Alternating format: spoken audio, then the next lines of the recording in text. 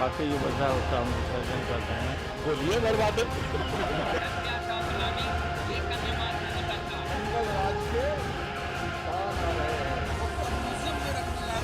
फिर आ गया।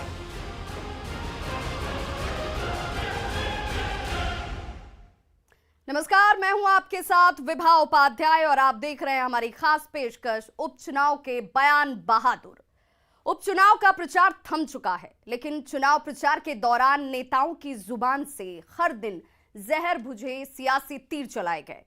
कभी आरजेडी ने वार किया तो कभी जेडीयू का पलटवार हुआ। बीजेपी और हम भी बयानवीरों की इस रेस में पीछे नहीं रहे। देखिए उपचुनाव के बयान बहादुर। बाकी जो बचा है उसका हम विसर्जन करते हैं। गोलियां बर्बाद हत्या का प्लानिंग ये कन्या मार्ग में होता था। जंगल राज के सुल्तान आ रहे हैं। वो तो अब म्यूजियम में रखने लायक हो गए। भूत फिर आ गया।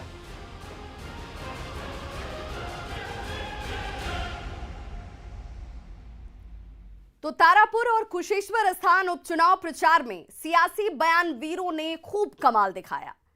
लालू के बयान से शुरू हुआ सियासी हमलों का दौर लंबा चला। इस वार और पलटवार में सीएम नीतीश कुमार भी पीछे नहीं रहे। और तो और इसमें न तो बीजेपी पीछे रही और न मांझी के कोई कोर कसर छोड़ी गई। देखिए सियासी नूरा कुश्ती में बयानवीरों की जुबानी तीरंदाजी। वही फेंक चुके हैं उनको, बाकी जो बचा है उसका हम विसर्जन कर देंगे। उपचुनाव में लालू कराएंगे नीतीश का विसर्जन। उखाड़ के वही फेंक चुके हैं उनको, बाकी जो बचा है उसका हम विसर्जन कर देंगे। लालू के आगे नीतीश ने कर दिया समर्पण।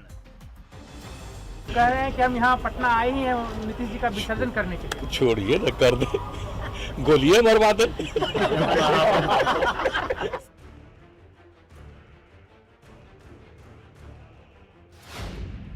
जंगल राज में होता था हत्या और अपहरण।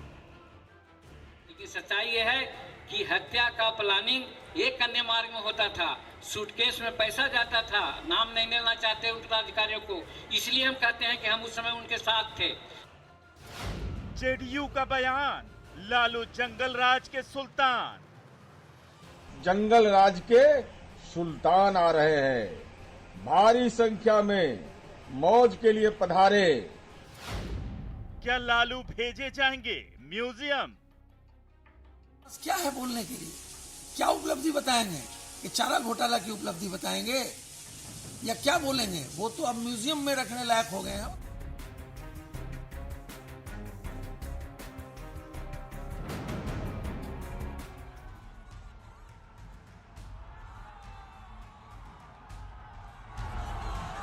तारापुर और कुशेश्वर स्थान उपचुनाव को लेकर अक्टूबर के आखिरी में सियासी पारा जून की तरह चढ़ता जा रहा है। जैसे जैसे उपचुनाव के दिन नजदीक आ रहे हैं, नेताओं की बयानबाजी से गर्मी बढ़ने लगी है। बयानों के तीर चलाने में न आरजेडी पीछे है न एनडीए। मुख्यमंत्री नीतीश कुमार के लिए तो ये उपचुनाव जैसे सियासी जीवन मरण का प्रश्न है। ऐसे में बयानों के तीर चलाने से वो भला कैसे पीछे रहते? कह रहे हैं कि हम यहाँ पटना आए ही हैं नीतीश जी का विसर्जन करने के लिए। छोड़िए न, कर दे। गोलियां बर्बाद सबसे अच्छा यही होगा। रोजगार का मुद्दा बाकी कुछ नहीं कर सकते। अगर चाहें तो गोली मरवा सकते और कुछ नहीं कर सकते। ये लालू यादव को नीतीश कुमार का जवाब है। नीतीश कुमार ने यह सियासी मिसाइल तब चलाई जब लालू के विसर्जन करने वाले बयान पर उनसे सवाल पूछा गया। नीतीश का यह बयान लालू के उस बयान के बाद आया जिसमें लालू ने कहा था कि वो दिल्ली से पटना नीतीश कुमार का विसर्जन कराने आए हैं। लालू ने कहा था कि बिहार में जो उपचुनाव होने वाले हैं उसके लिए पहले ही उनके बेटे तेजस्वी यादव ने सरकार की नाक में दम करके रखा है और जो बच गया है उसका विसर्जन करने के लिए वो दिल्ली से पटना आए हैं। उखाड़ के वही फेंक चुके हैं उनको, बाकी जो बचा है उसका हम विसर्जन कर देंगे। उखाड़ के वही फेंक चुके हैं उनको, बाकी जो बचा है उसका हम विसर्जन कर देंगे। लालू के इसी बयान के बाद बिहार में सियासी पारा तेजी से चढ़ने लगा। जिसके जवाब में सीएम नीतीश कुमार ने कहा कि कुछ लोग बोलते रहते हैं और जब तक लालू यादव हम पर बोलेंगे नहीं तब तक उन्हें पब्लिसिटी नहीं मिलेगी। इसके बाद जेडीयू के राष्ट्रीय अध्यक्ष ललन सिंह ने भी लालू पर पलटवार किया। ललन सिंह ने लालू की तुलना भूत से कर दी। प्रचार करने के बाद तो परिवर्तन जरूर होगा। जो राष्ट्रीय जनतांत्रिक गठबंधन के मतदाता हैं वो गोलबंद हो जाएंगे कि आ गया भूत, फिर आ गया। तो भूत जब आ जाएगा तो लोग क्या करेंगे? लेकिन लालू और नीतीश के बीच की इस जुबानी जंग में बीजेपी भला कैसे पीछे रहती? बीजेपी के मुताबिक लालू यादव अब म्यूजियम में रखने लायक हो गए हैं। क्या है बोलने के लिए? क्या उपलब्धि बताएंगे? कि चारा घोटाला की उपलब्धि बताएंगे या क्या बोलेंगे? वो तो अब म्यूजियम में रखने लायक हो गए हैं। उपचुनाव और अपने दोनों बेटों तेजस्वी और तेज प्रताप की सियासी नूरा कुश्ती के बीच लालू यादव दिल्ली से बिहार आए हैं। आरजेडी को भरोसा है कि लालू के आने से पार्टी के काडरों में जान आ जाएगी और आरजेडी दोनों सीटों को हथियाकर बिहार की सियासी बाजी पलट देगी। ऐसे में लालू ने पटना पहुंचते ही नीतीश कुमार पर सीधा हमला बोला, लेकिन जवाब में जंग के मैदान में लड़ रही सेना के सेनापति की तरह नीतीश कुमार ने लालू पर पलटवार कर दिया। रही सही कसर हम प्रमुख जीतन राम मांझी ने पूरी कर दी। लेकिन सच्चाई यह है कि हत्या का प्लानिंग एक अन्य मार्ग में होता था। सूटकेस में पैसा जाता था, नाम नहीं लेना चाहते उत्तराधिकारियों को, इसलिए हम कहते हैं कि हम उस समय उनके साथ थे, हम जानते थे इस चीज को। और जब सूटकेस लेकर के निकले, तीसरे दिन एक गरीब टोला में बूढ़ा बुजुर्ग को मार दिया गया और वहीं जाकर के भाषण देने लगे, ए गरीबों एक हो, देखो हम हैं तब तो इस तरह की बात है, नहीं रहेंगे तो क्या करेंगे। ऐसे करके समाज को एकत्र करने का वो प्रयास किया। विकास से कोई मतलब नहीं, विनाश की ओर जा रहे थे। तो आज अपने बयान से मांझी ने लालू और उनकी पार्टी पर वो सियासी जाल फेंका है जिसमें फंसकर आरजेडी अक्सर अपनी बगलें झांकने लगती है, लेकिन उपचुनाव में इसे आखिरी हमला मानना बेईमानी होगा। आरोपों के कई तीर अब भी तरकश में बाकी हैं।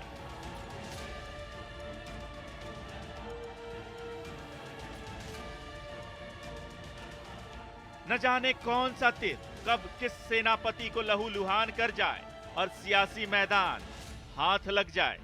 Bureau report, news 18।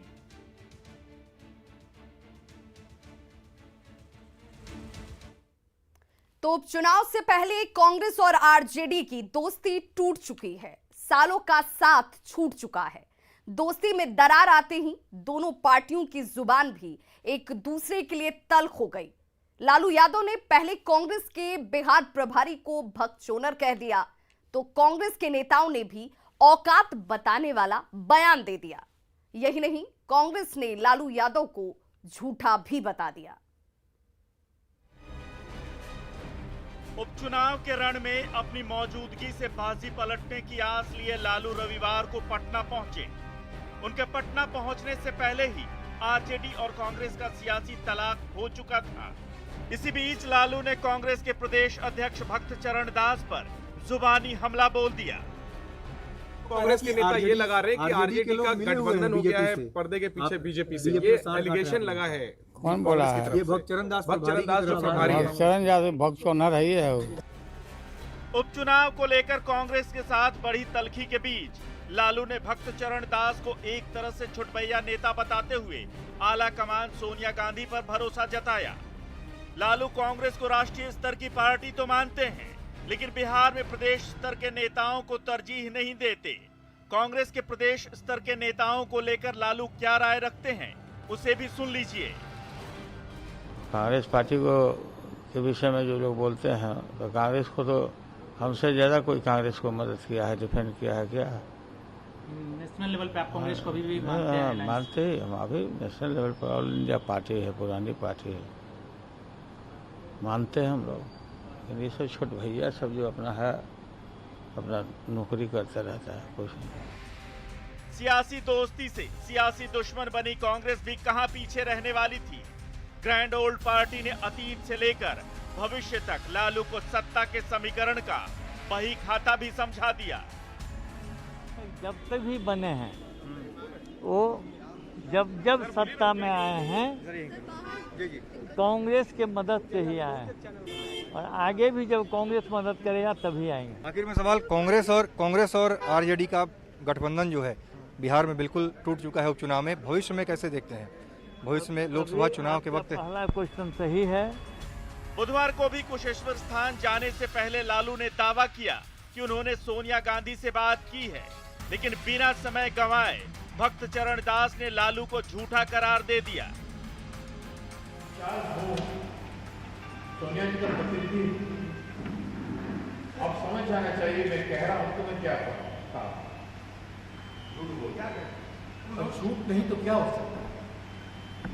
क्या चुनाव के समय इस तरह की भ्रम फैला जाता है? मैं कह रहा हूं कि इस तरह की कोई बातें नहीं हुई और ये जनता को गुमराह करने की बात है। उपचुनाव की जंग के बीच सियासी वार पलटवार हो रहे हैं। ऐसे में कोई भी पार्टी एक दूसरे से पीछे रहना नहीं चाहती। Bureau report, news 18। तो भगचोनहर शब्द पर इन दिनों बिहार की सियासत गर्म है। सियासी सूरमा से लेकर आम लोग तक इस शब्द के मायने समझने की कोशिश कर रहे हैं। तो चलिए चलते चलते आपको भी दिखाते हैं कि जनता की नजर में भगचोनहर शब्द का आखिर मतलब क्या है। चोनहर है ही है, उसको कुछ पता है। भगचोनहर भग मतलब चोनहर मतलब जिसको दिखाई नहीं देता है। भगचरणदास भगचोनर सब भगचोनर बेवकूफ हो तुम, शब्द टाइप का हुआ ना। एकदम भगचोनर है यार, भगचोनर एकदम भगचोनर है क्या जी।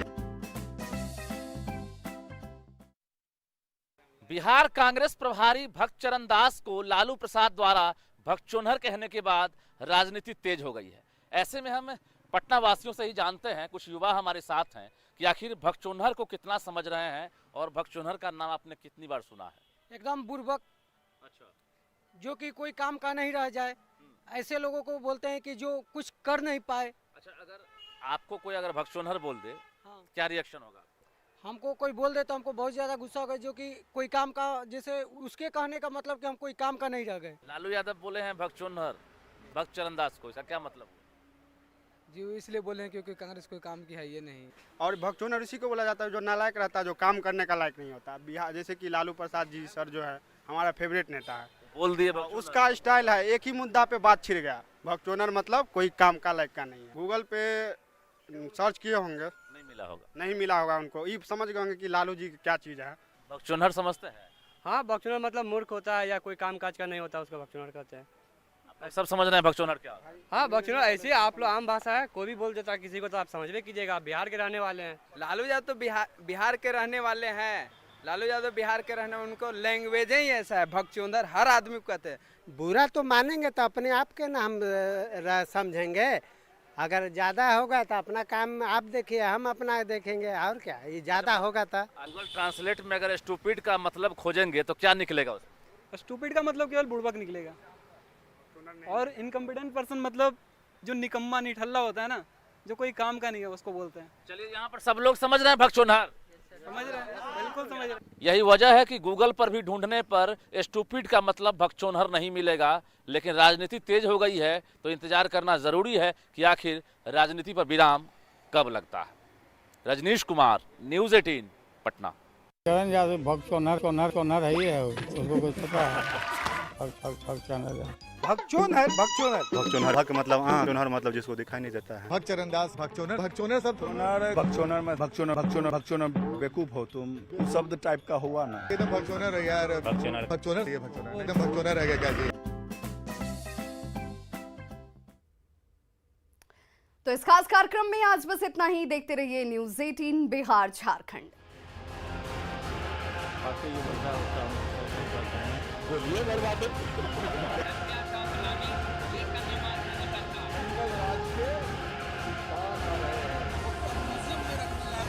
फिर आ गया।